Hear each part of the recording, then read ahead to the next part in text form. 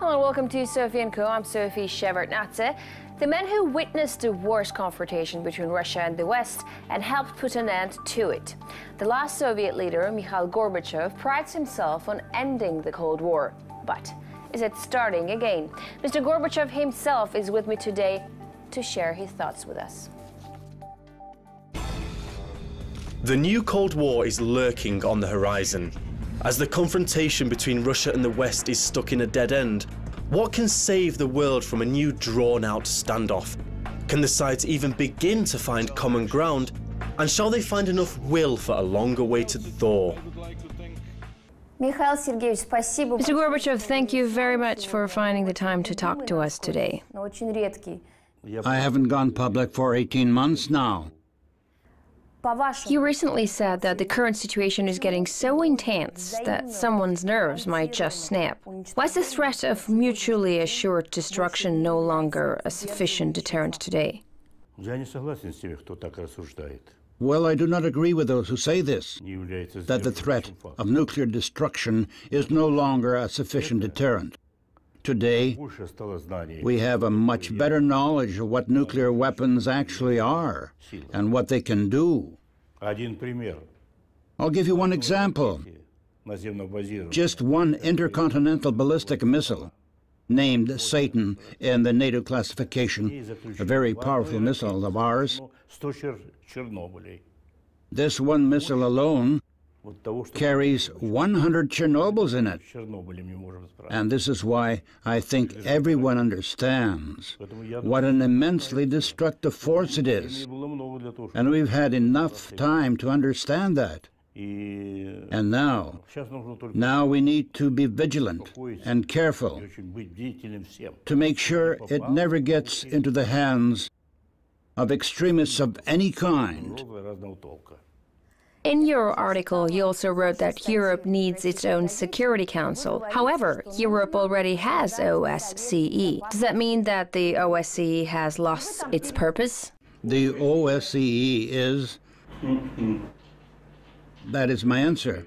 Although I wouldn't say that it lost its purpose. To say that would be to imply they are completely useless. However, the OSCE is still trying to do something. They're flaying around in Ukraine, their observers are there and so on. This is all about a different thing. Whenever we talk about the nuclear arsenal, the levels of control and responsibility are the highest. We need to get back to it. We need to build a united Europe, a Europe that would be home for all. Whereas now, in this European home, we only get squabbles and arguments. When the German reunification was negotiated, the US State Secretary pledged that NATO will not go an inch further east of Germany. Now, those talks were never translated into binding agreements, and now, when the emotions are running high, negotiating something like this in regards to Ukraine seems even less probable. So will NATO eventually be at Russian borders? That's all because the US is trying hard to get there. And watching the US, Russia responds with some steps in return. Sometimes these are unnecessary steps. That's how all of this grows out of proportion. The thing is that the Americans are everywhere now. Today they're deploying missile defenses across all cities along the borders. Tomorrow they're setting up new military bases. Heck, I know pretty well how many bases they used to have before. It's peanuts compared to what they're trying to do now. I gave an interview to the Time magazine a couple of days ago, and I told them, I don't really get you. A long time ago, Eisenhower told you to beware of the military-industrial complex. NATO seeks to interfere with everything and everywhere. It wants to expand beyond its designated territory. Eisenhower was a very serious man, a warrior. He went through everything that our country went through. He is the man whose judgment you can trust. So what is it that you're doing? Can't you just live without it? It's like America cannot live without its military-industrial complex growing, weapon sales increasing, and war costs soaring. Can't you live without it? And they answered, yes, it looks like it. And I said, Then look at this case. This society is sick. It needs help. So why do you think NATO would want to expand to the east? That's its political culture.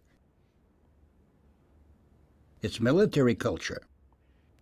For example, in 1990, there was a summit for the European countries, a really great summit. So, they adopted a development plan for Europe, and it all looks like Europe is becoming the world's new driving force. It sets the new pace. So, President Bush delivers one speech, another one, yet another one, about the new world order, based on the experience of what is going on in Europe. And then Gorbachev says something along the same lines, after him. Pope John Paul II also says, yes, we do need a new world order, which would be more stable, more fair, more everything, and so on and so forth. So everyone realized then that we arrived at the moment where there was an opportunity to move in the peaceful direction, the direction that the best people from basically all countries have dreamt of. And one of them was a certain American by the name of John Kennedy, the man who went through the Caribbean crisis and said, if you think that future peace should be Pax Americana, you're mistaken. It's either peace for people, for all the people, or no peace at all. That's exactly true. It's harsh, it's cruel. That's the way it is.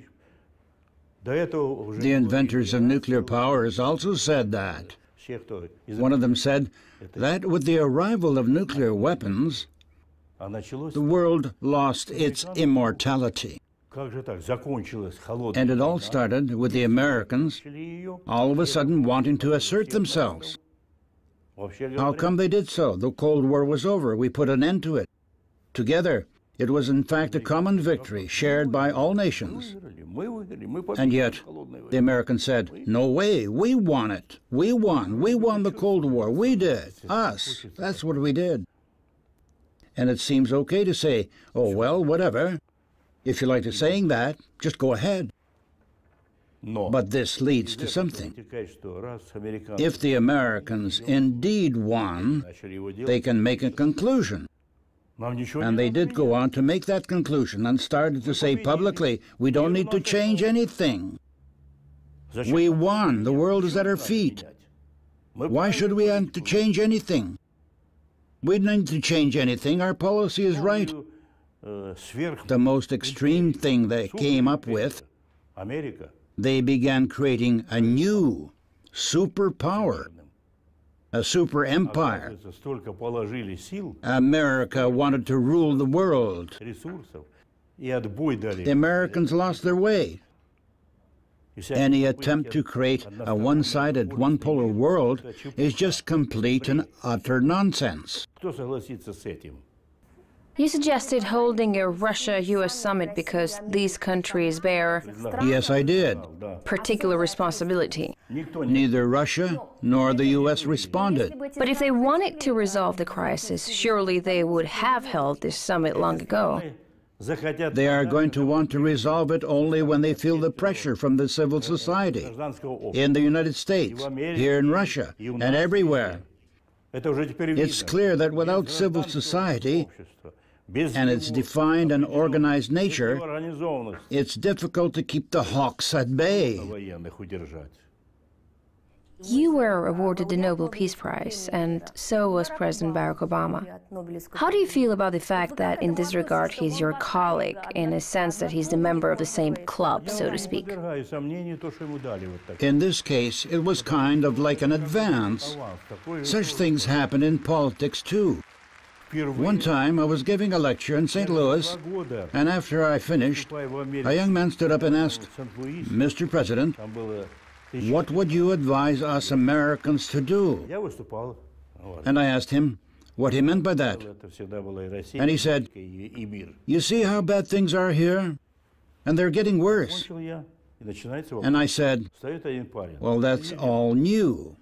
All this time it was America that doled out advice for everyone, even though no one asked for it.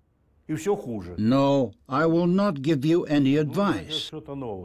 You Americans have everything at your disposal to figure this out. And so a second man stood up and said, I would like to support my colleague. Please answer the question. You have gone through all of this. We need to do something about the situation too, I said. Very well. I will not give you a plan or a recipe. I just think that the United States needs its own perestroika. After that, the audience of about 10 or 15,000 people that were there gave me a standing ovation. 2 years later, Barack Obama was elected president. So for the most part, the people are changing. The main thing is that Americans don't want to die. Why is it that the United States opts for using planes, warships, missiles, without deploying ground forces? That's because the society won't let them anymore. It will start putting pressure on it immediately.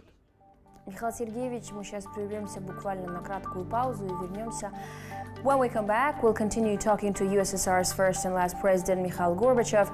We'll talk Crimea, and also we'll ask him, who is America afraid of? Stay with us.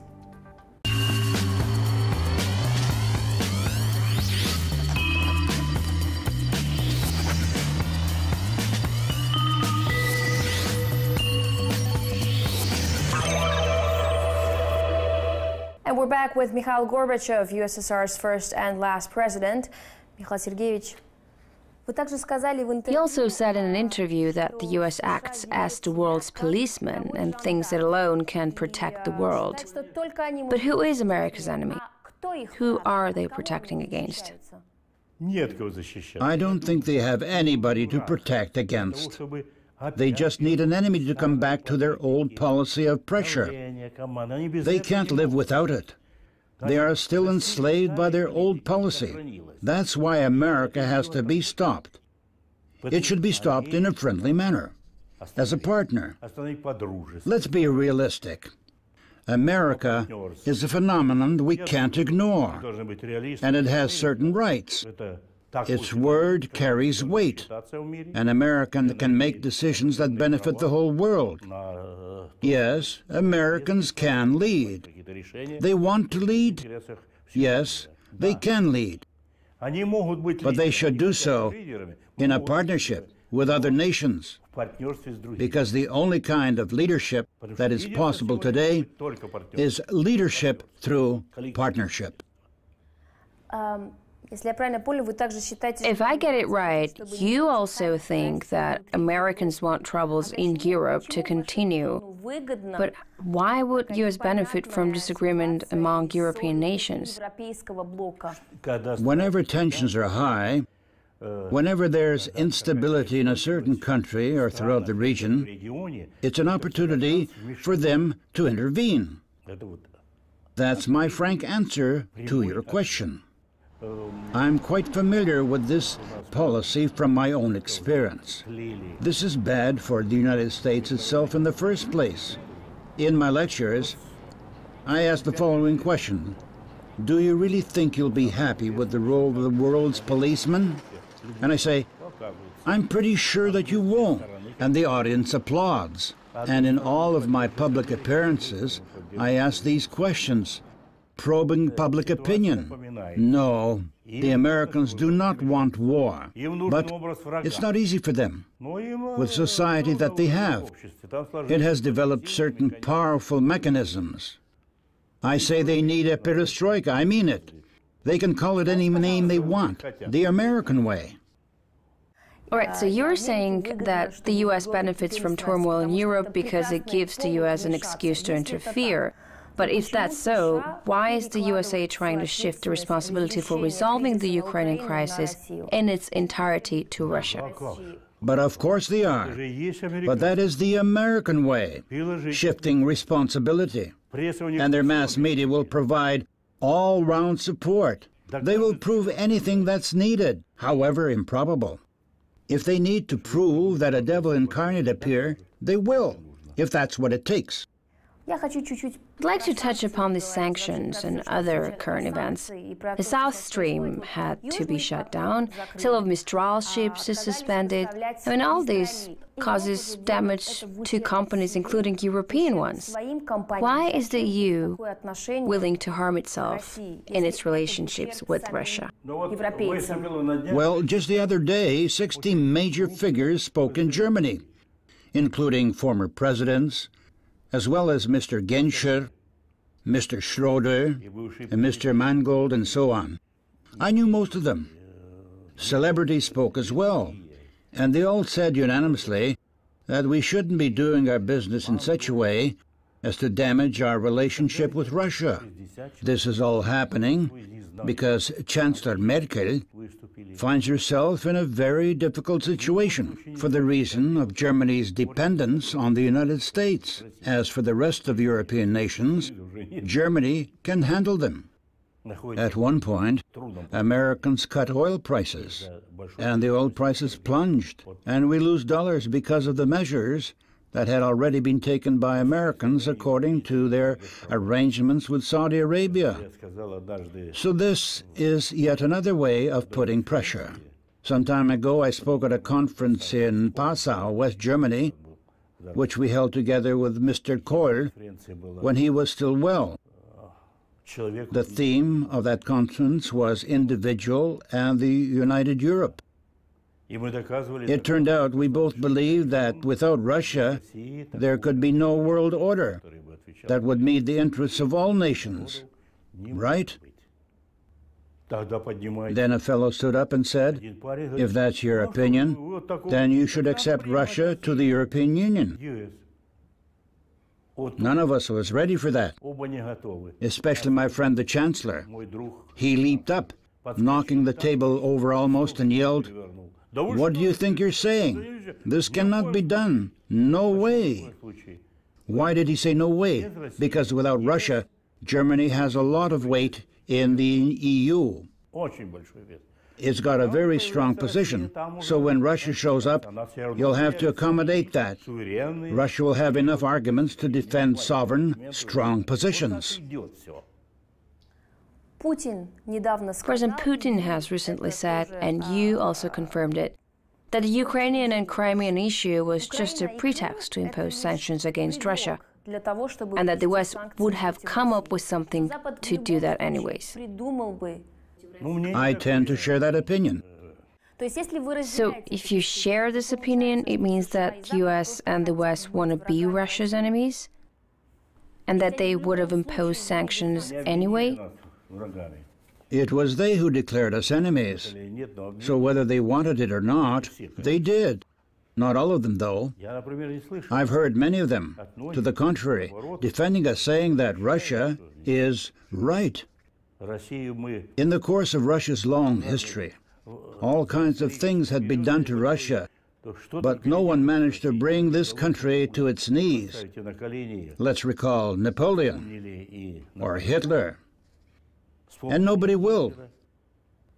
But you know what can happen now? If the war begins, considering the kinds of weapons that exist now, then... Is there a threat of such a war? I believe there's no threat of war right now, but we see the escalation. We can basically say that Cold War has started, or resumed. That's what's happening now. So we have to be alert. Let's talk about Crimea. I'm going to quote you right here. Earlier, Crimea was merged with Ukraine and Soviet laws, to be more exact by the Communist Party laws, without asking the people, and now the people have decided to correct that mistake. If that's true, why doesn't the West accept it or understand it? Because it's not to the advantage of the West. Historically, this position hasn't been beneficial for the West. I'm always trying to say what I know, to tell the truth in all of my articles, speeches, and interviews. So, in the times of the Russian Empire, before the Bolshevik Revolution, There was not such a state as Ukraine. There was Malorussia, or Little Russia. You would know that, right? Catherine the Great's lovers used to rule it, one after another. Oh, women are so cunning. Under Lenin, the state of Ukraine was established, regardless of anything that's been said about Ukraine's living of that time. Ukraine flourished as a state. It had a powerful industry and culture. Its leaders were represented in the Politburo as key figures. It produced general secretaries, leaders of the party, and so on. But then passions started to run high. And when passions are revolving around women or having power, it's hard to get things right. But Mr. Gorbachev, when you were General Secretary or the first president of the USSR, why didn't you bring Crimea back as part of Russia? You could have done it just like Nikita Khrushchev did the opposite. Why should I have done that while the Soviet Union still existed? And the boundaries within the Soviet Union were the same as symbolic forces between two neighbors' gardens. The biggest fight would have happened if your geese wandered into your neighbor's garden. But from the state viewpoint, it wasn't divided or guarded. So that's how it used to be. General Secretary Khrushchev thought he would appease Ukraine. He used to be the first secretary of Ukraine. So he did appease them, so to say, by handing Crimea over to them. But a lot later, in 1991, when we had the negotiations about the future of the USSR, the Belovež Accords that were dissolving the Union were introduced. And there were all these meetings, and the signed accords were approved. So the question is, how could they possibly have approved it in that way? Someone representing Russia tried to speak up, something along the lines of, well, what about our people? They live across the Union. What happens to them, etc. And then astronaut Sevastyanov, he was deputy, so the astronaut stood up and said, listen, what are you talking about? Gorbachev will be gone from the Kremlin tomorrow. That's what the most important thing is. You've had such a long and intense political career. What would you now consider your greatest achievement of all? Perestroika and everything that's related to it, even though it was interrupted, was never actually completed. Let me count here. We achieved freedom, glasnost or openness, freedom to travel abroad, religious freedom, and so on. I won't list all of them.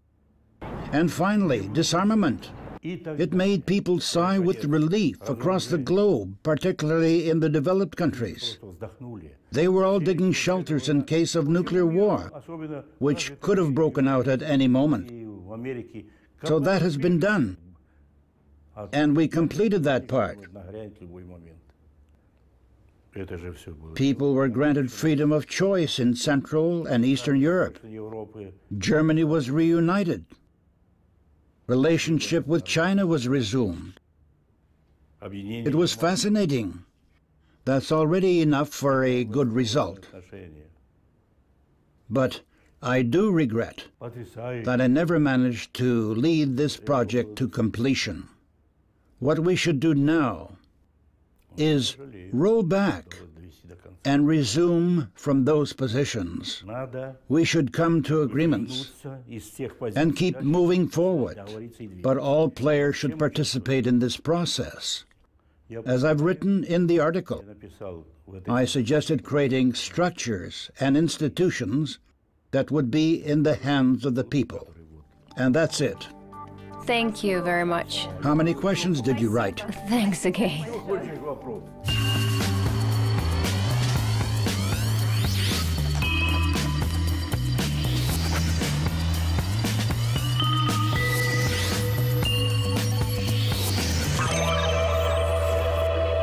Understand that. And now we need to be vigilant and careful to make sure it never gets into the hands of extremists of any kind.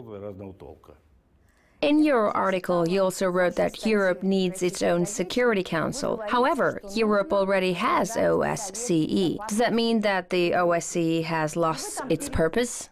The OSCE is, I'll give you one example. Just one intercontinental ballistic missile, named Satan in the NATO classification, a very powerful missile of ours. This one missile alone carries 100 Chernobyls in it. And this is why I think everyone understands what an immensely destructive force it is. And we've had enough time to understand. Hello, welcome to Sophie & Co. I'm Sophie Shevardnadze. The man who witnessed the worst confrontation between Russia and the West and helped put an end to it. The last Soviet leader, Mikhail Gorbachev, prides himself on ending the Cold War. But is it starting again? Mr. Gorbachev himself is with me today to share his thoughts with us. The new Cold War is lurking on the horizon.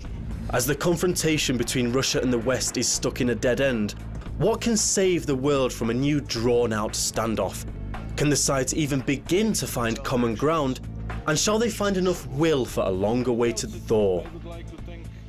Mr. Gorbachev, thank you very much for finding the time to talk to us today. I haven't gone public for 18 months now.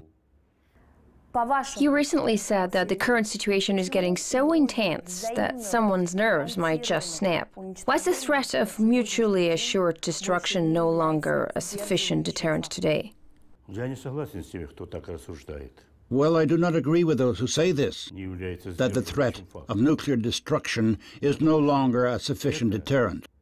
Today, we have a much better knowledge of what nuclear weapons actually are and what they can do.